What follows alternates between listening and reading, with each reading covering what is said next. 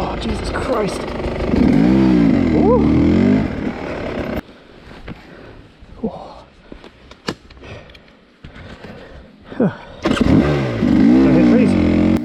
Welcome back, everyone. This week I'm back at Ore Lake and I'm here with Stephen.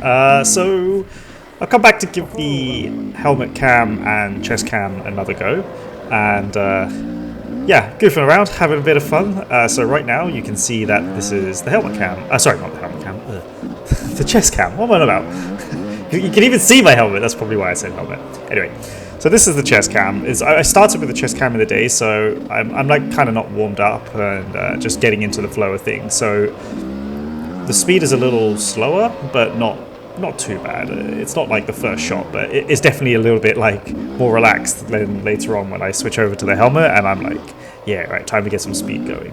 But yeah, so I think the view is still a little high.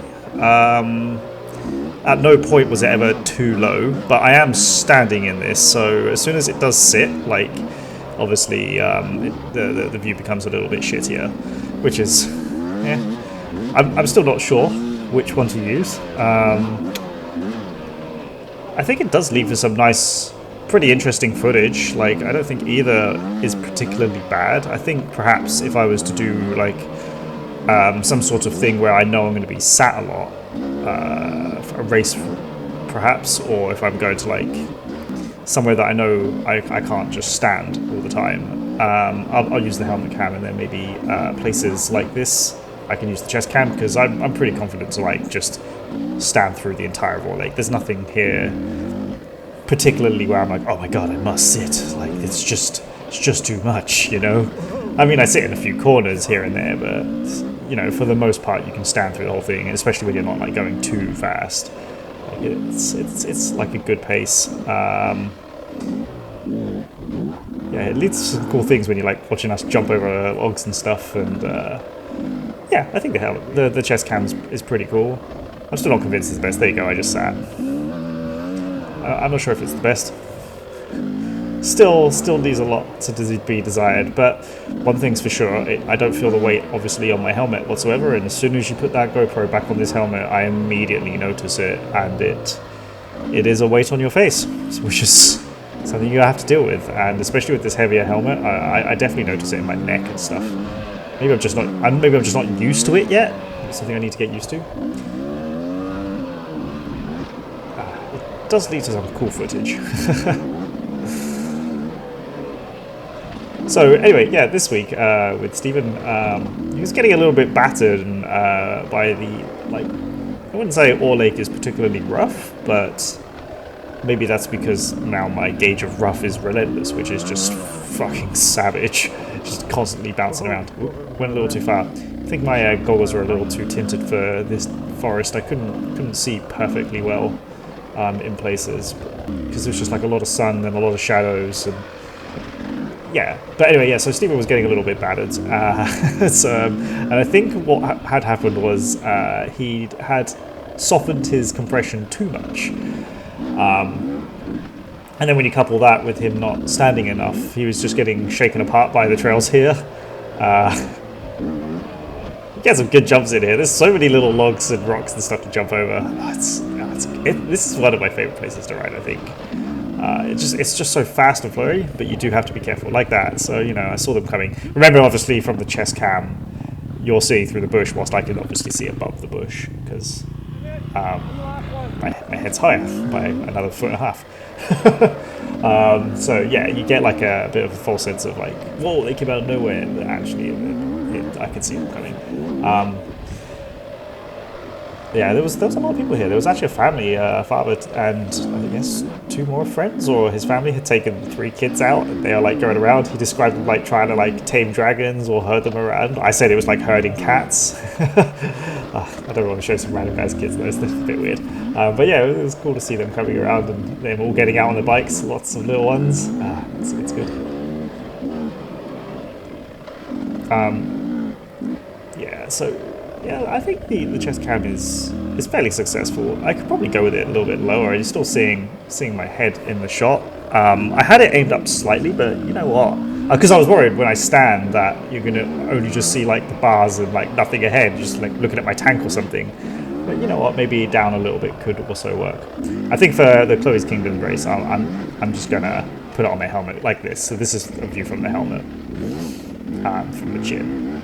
So and this view is just like, I think this view is cool. I think also because right now it's actually slightly pointed down, it gives that like focused view shot, so it looks like I'm going really fast. I mean, I was going a little bit there, but you know, it feels a little bit more dramatic. So maybe that's something. And there's Steven. Oh, he got so much air. This is just after we sorted out the suspension, and by we I mean he did it. I just stood there and watched the game. But I did give my top tip where I was like, I'm pretty sure you have more than 20 clicks because this is the Explorer, the exact cone valve forks, and he was like, I'm not sure, let's count. And obviously there was a lot more than 20 clicks. So that's probably how we ended up with the compression too soft. So yeah, he set them to the bang middle point just to see where it can go. So yeah, back to helmet cam. I'm a little bit more tired because now we've ridden the whole of Ore Lake, and now we're going back the reverse way around Ore Lake after lunch. So I'm a little bit more tired. And I've also realized I totally forgot to put more fuel into my bike. So I've been riding quite some time without fuel. I think I ran out of fuel at 80 kilometers, riding this style, 80 kilometers. I hit reserve, and you know what? I should probably look up what my reserve is. I think it's a liter. So that would imply I can get to 90k on a tank, which is pretty good. I'm pretty happy with that. That's not so bad. Having said that, I say it's not so bad, but I don't know what other bikes can do. So is that good? Is that bad? You tell me. I don't know. 90k seems like a lot. 90k of single trail to me feels like a lot. I would be pretty destroyed after that. So yeah, we did like 45k today. I think like actually maybe more. Let me think. If we started at 35 and I made it to 80, okay. 45 kilometers. That took way too long. It's because I'm staring at this video at the exaggerated dramatic thing. I have to keep telling myself that so it makes myself feel better about my maths. Yeah, so got Chloe's Kingdom this weekend. Hopefully it doesn't rain too much because I've got terrible tyres for rocks and wetness. I think it's going to rain. It's going to be a shit show. Oh well. I'm throwing myself to blame. Looking forward to it still anyway. Yeah, I think I'll stop rambling on for a little bit and just let the engine take over.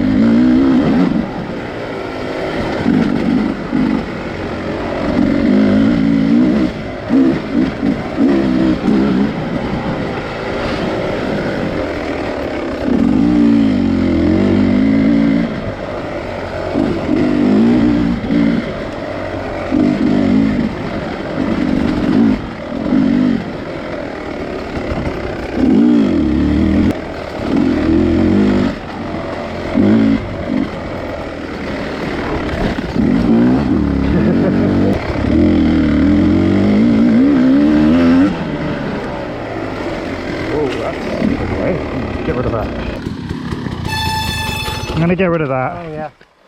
Before it fucking. Yeah, it's blind and can't see it, and just gonna. Back to nature with you. Yeah. Very good. Thank you.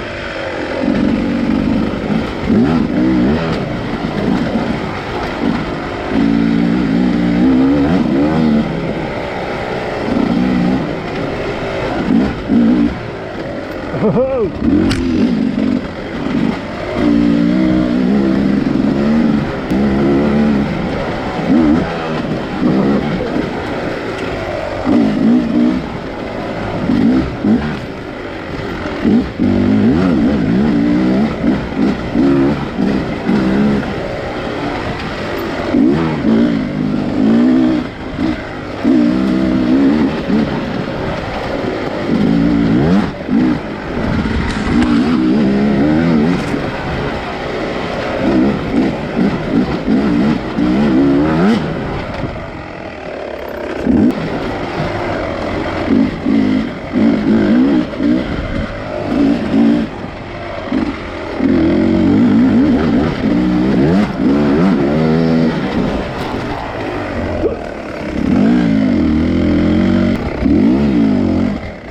Hey, fancy seeing you here again.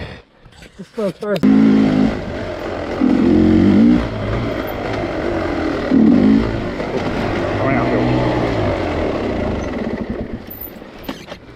I've hit reserve.